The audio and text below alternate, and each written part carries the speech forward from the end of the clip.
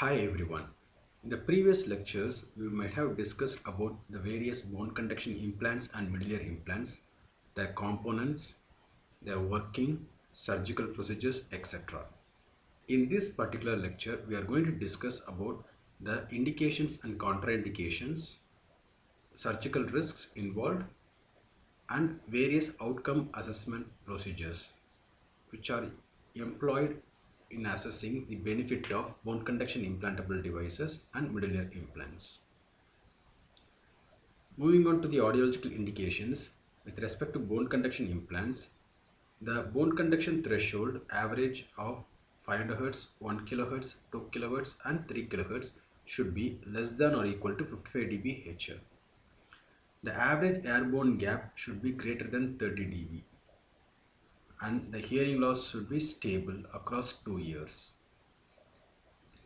The individual should have good speech discrimination scores, and individuals with single-sided deafness can also be a candidate for bone conduction implant. Moving on to active medullary implants, individuals with moderate to severe sensorineural hearing loss who are unsuccessfully treated with hearing aids, individuals with conductive or mixed hearing loss who have unsuccessful treatment of medullary disorder, individuals with recurrent otitis externa when using conventional hearing aids, and individuals who have complaint of acoustic feedback or occlusion effect when they are using conventional hearing aids. So these are the audiological indications to go for bone conduction implant or a medullary implant. The contraindications for these implantable devices other than cochlear implant and auditory brainstem implant are intolerance to the materials used in the implant, non-responsive active ear infection or chronic otitis media, which may infect the parts involved in the implantable devices. Otitis externa or eczema of the outer ear canal, which will prevent the usage of the sound processor which might be placed in the ear canal. History of keloid formation, fluctuating hearing loss of around 15 dB over a period of 2 years. In presence of retrocochlear pathology or central auditory processing disorders. So these are the contraindications for bone conduction implant and medullary implants. The common complications involved in these implantable hearing devices are excessive bleeding during the surgery, healing of surgical site. When it is inhibited, it may result in infections, thereby rejection of the device, loss of skin graft or the muscle graft which is placed during the surgery, tissue overgrowth can happen, the implant extrusion or displacement from the actual implantable site can happen. In worst case scenario, the device may go into failure where we need to explant the device and implant a new device. The complications with specific to bone conduction implants are there could be dural injury or CSF leakage, loss of osseointegration, occipital neuropathy. With respect to medullary implants, it could be facial nerve damage, chorda tympanoid damage, ossicular fibrosis, or balance issues. So these are the common complications which can be seen in bone conduction implants and active medullary implants. Moving on to the assessment of benefit in individuals with these implantable hearing solutions, the assessment can be done based on functional gain measurement, where the thresholds of hearing can be assessed with and without the hearing device. The difference between the thresholds with and without the hearing device is going to provide the functional gain. That is the primitive and most basic assessment procedure in order to evaluate the benefit of a device. Speech perception quiet and speech perception noise are the actual measurement of benefit of using any device, because ultimately after going for a management option, it is how the individual uses a device for day-to-day communication is going to matter, and that is going to give a better idea about how much the device is helping an individual to communicate. Residual hearing after implantation. We might have seen in previous lectures that after implantation, due to the anatomical changes, the residual hearing might have become either better or poorer. In most cases, we have seen the thresholds have become poorer.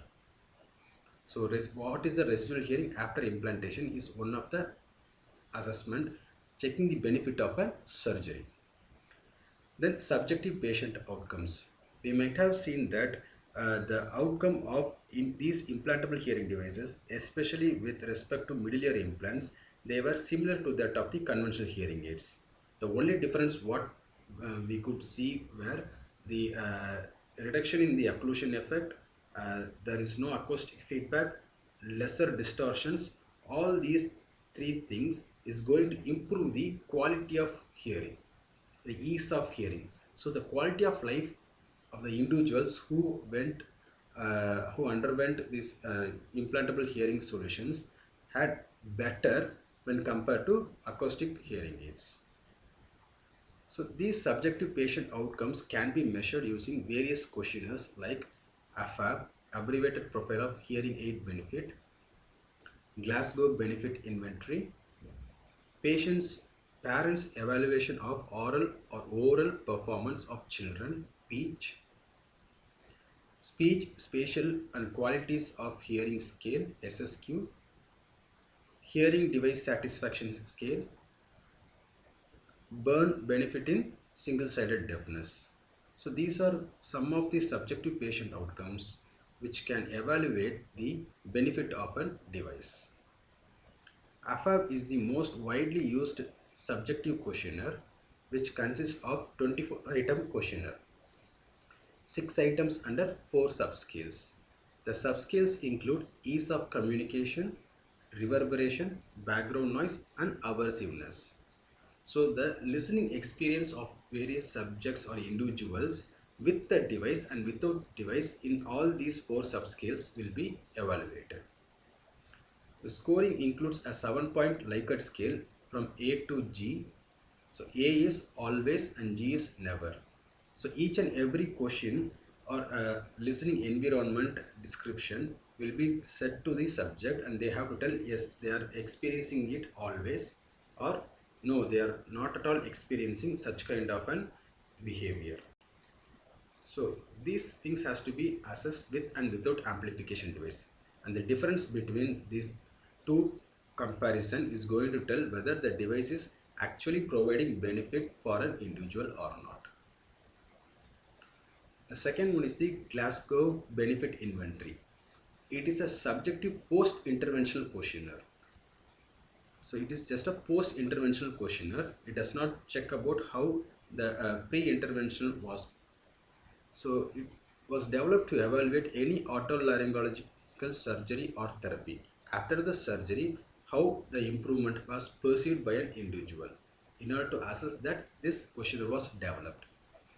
The questionnaire consists of 18 questions, where 12 questions are related to general changes in health and psychosocial status.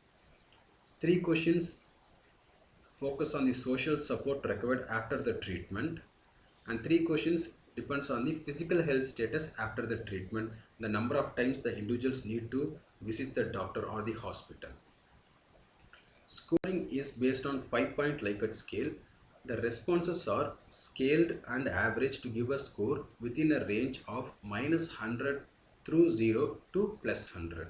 So -100 denotes poorest outcome after the management option. 0 means there was no change before surgery and after surgery. +100 means after surgery they have the best outcome. Speech, parents evaluation of oral performance of children. Parents spend most of the time with the children and they can continuously monitor how the children perform with and without their device.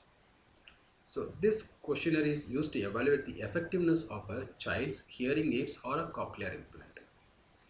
Questionnaire consists of 13 questions. The first 2 questions are focusing on the duration of device usage and the tolerance of a child to use the device. Whether the device is going to give loud sounds or it is comfortable for the children. So two listening environment are assessed across various questions: listening in quiet and listening in noise. The scoring is done on 5-point Likert scale, where 0 denotes never and 4 denotes always.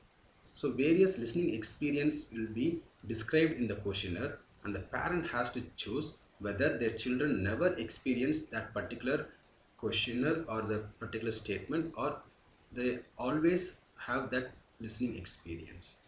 The first two questions are not considered for the final scoring. The raw scores are converted into percentage score. So this can be assessed at various intervals to document how the children are benefiting from their devices. It could be an amplification device or a cochlear implant. Moving on to speech, spatial and qualities of life, qualities of hearing scale. This scale was designed to measure a range of hearing disabilities across several domains, which includes speech hearing, spatial hearing, and quality of hearing. The scoring is done based upon comparison of the hearing experience before the usage of device and after the device usage. The scorings are ranged between -5 to +5. So -5 means worser. With device, they are having worst experience or worst hearing experience with device.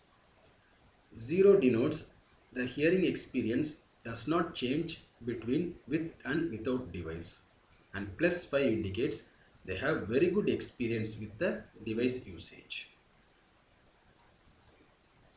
Hearing device satisfaction scale is an assessment of satisfaction with any hearing device. It is a 21-item questionnaire across 3 subscales, which includes sound quality, effectiveness of the device in the presence of noise, the quality of life improvement. The scoring is done on a 5-point Likert scale, where 1 denotes very dissatisfied and 5 denotes very much satisfied. So whether they are very dissatisfied with the device or very satisfied with the device can be scaled across the scoring. Burn benefit in single-sided deafness. So individuals with single-sided deafness has an option of going for a cross hearing aids or a BAHA in order to route the signal from the deafened side to the ear which has residual hearing.